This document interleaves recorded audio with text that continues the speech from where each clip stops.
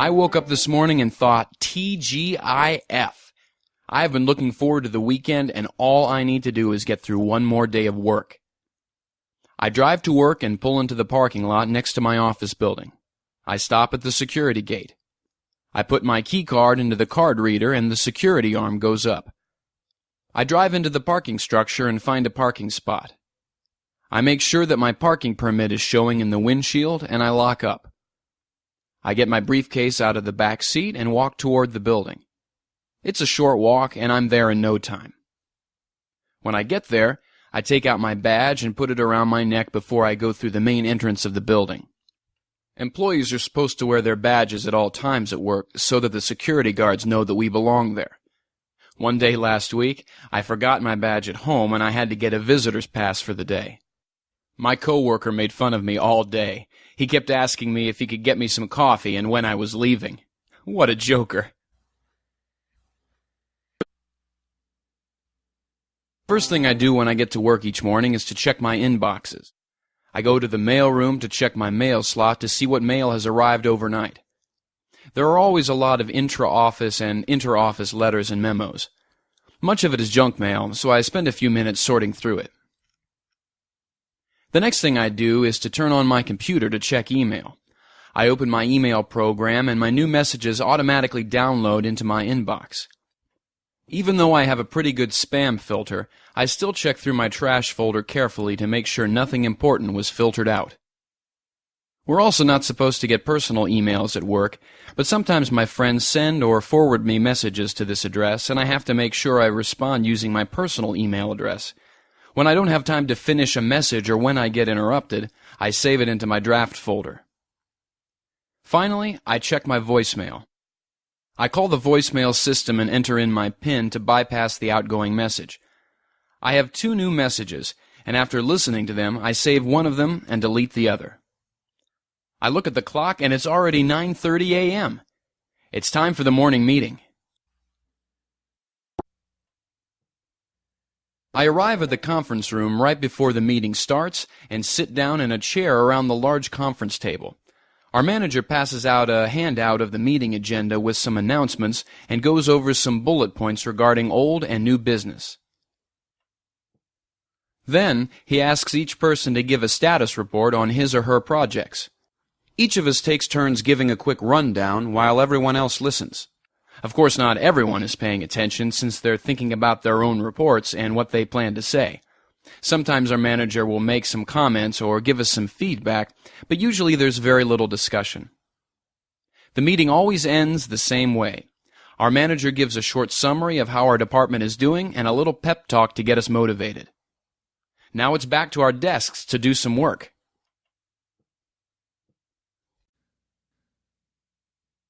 When I get back to my desk, I clear off a few stacks of paper on top of my desk so I have some space to work. I open the computer file I have been working on for the past week. This document is a report that is due next week, and the deadline is fast approaching. I open my filing cabinet and take out 2 files and a manila envelope that has the information I need in them. I look around for the pad of paper I used to jot down some ideas yesterday, and take out the paper clips, stapler, and Scotch tape I know I'll also need. Now I have everything in front of me so I can get down to business. The first thing I have to do is get organized. I scan the information I have in front of me and take notes on the things I want to include in the report. Before I analyze the data for the report, I need to skim the background information to make sure I haven't missed anything. I was making good progress, but I'm feeling thirsty, so I decide to take a quick break.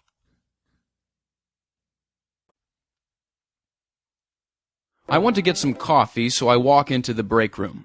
My coworkers, Diana and Van, are standing next to the water cooler talking about a show on TV last night. I pick up the coffee pot and pour myself a mug of coffee. I am feeling really hungry too, so I walk over to the vending machine. I'm looking over the candy bars and potato chips when Diana says, "We're taking an early lunch. Do you want to join us?" I say, "Yes," and the 3 of us walk across the street to a restaurant. I'm happy that we came early because we beat the rush. The hostess seats us at a table and takes our drink orders. Our server comes over with our drinks and we place our food orders. I choose the lunch special, and so does Diana. Van picks the all-you-can-eat soup and salad bar. While Diana and I wait for our orders to arrive, Van goes to the soup and salad bar and gets a really big plate of food. "Do you mind if I start?" he asks. "Of course not," Diana and I say. When we finish eating, the server comes over to clear our plates and to give us our bill. We forgot to ask for separate checks, so we all pay together. That was a good lunch. It was certainly better than the bag lunch I usually bring from home. When we return to the office, I know I have to try to make some headway with my report. Unfortunately, as soon as I sit down in front of my computer, it starts acting up. First, my computer screen freezes and I have to boot it up again. Then, when I try to print a copy of my report, it won't print. I discover that the problem is that the printer is jammed, so it takes some time to clear it and for it to work again. Finally, when I think that my computer worries are over, my mouse and keyboard go haywire. I finally give up and call the computer tech. I don't usually like calling the computer tech to help me with computer problems. She's nice enough, but she always makes me feel like I did something bad to my computer, something I shouldn't have done, even when I haven't. When she arrives, she sits down at my computer and asks me a lot of questions to find out what the problem might be. I tell her about the problems I had, and she asks if I'd had any problems while working on my word processing program. I say that everything was fine, but I did have some trouble formatting one of my files and got an error message when working on my spreadsheet program. She starts doing something to my computer, typing on the keys a mile a minute for a long time. Finally, she says, "Okay, it's fixed. You shouldn't have any more problems now, as long as you don't abuse your computer." Of course I never abuse my computer, but it's no use telling her. At least my computer is fixed, and I can keep working. At 3 p.m., I get a call from one of our vendors who wants to set up a meeting for the following week. Since I was away from my desk at the time, she left a voicemail message. When I get back to my desk, I retrieve the message and listen to it, and then return her call. I call her twice, but she isn't there, so I leave a voicemail message for her. We're playing phone tag. Finally, at 4 p.m., she calls again, and since I am at my desk, we can talk at last. Andrea asks me if it is possible for us to meet early in the week next week. I check my calendar and tell her that I'm tied up Monday and Tuesday, but that I'm free Wednesday afternoon or Thursday morning. She says that Wednesday afternoon suits her and asks what time would be good for me. I tell her the earlier the better, since I will be entertaining clients that night and need to leave work a little early that day.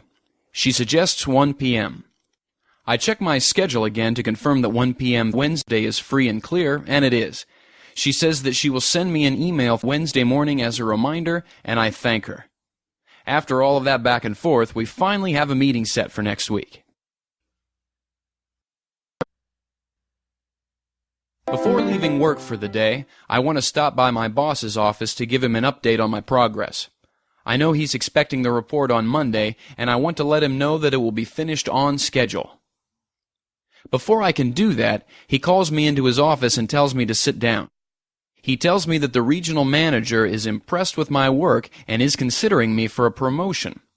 He says that this information is hush-hush, but he wants to give me the heads up. He says that the promotion would give me a new title and a small raise, but the most important thing is that it will put me in line to eventually become a regional manager myself. He praises me for my hard work and encourages me to keep my head down and to keep plugging away. I'm so surprised I don't know what to say. I've never thought of myself as a corporate climber, and I didn't think that my work was a standout from my coworkers. Of course, I thank my boss, shake hands with him, and leave his office. It's nice to get a pat on the back from him, and I hope that the promotion does come through. I don't want to jump the gun, though, so I'm not going to think about it too much in case it doesn't happen. I look at the clock, and it's already 5:30. It's quitting time. I still need to put the finishing touches on my report, but I can do that on Monday morning before I submit it to my boss. Some weeks I have to take work home and burn the midnight oil, but not this week. I have everything under control, and I don't need to work over the weekend. I pack up my briefcase and shut down my computer. I put some important papers back in their folder and leave it in my desk drawer for safekeeping. I take the papers and files from my outbox and put them in my coworker's inbox. But when I get back to my desk, another coworker has put some new memos and papers in my inbox. I like to clear my desk as much as possible at the end of the week to avoid clutter, and I guess everyone else does too. I look at my desk one last time to make sure I haven't left anything behind, and I'm ready to head home. Weekend, here I come. When I walk past Van's desk on my way out of the office, I see that he's talking to a group of people. He stops and asks if I want to go with him to the happy hour at the restaurant and bar down the street. It has been a busy week and I need to blow off some steam. On top of that, I don't have any big plans for the evening, so I say yes. 8 of us walk down the street to Steve's Cantina. We find a table in the back of the bar and look at the drinks menu. Happy hour is from 4 to 7 p.m., and the drinks are half price. We order our drinks, and I go to get some snacks and appetizers. I look at the food that's available, and I see a lot of deep-fried foods and chips and dips, so I load up and go back to the table. One of the guys, Brian, starts to grumble about work and to badmouth the boss. I'm in no mood to talk about work, so I change the subject. I ask everybody what his or her plans are for the weekend. Diana says that she's planning to kick back and relax. Rodrigo says he has a hot date. Van tells us a funny story about the last date he went on that didn't go very well. We have a good laugh over it. We all have a great time at happy hour, and it's a good way to kick off the weekend.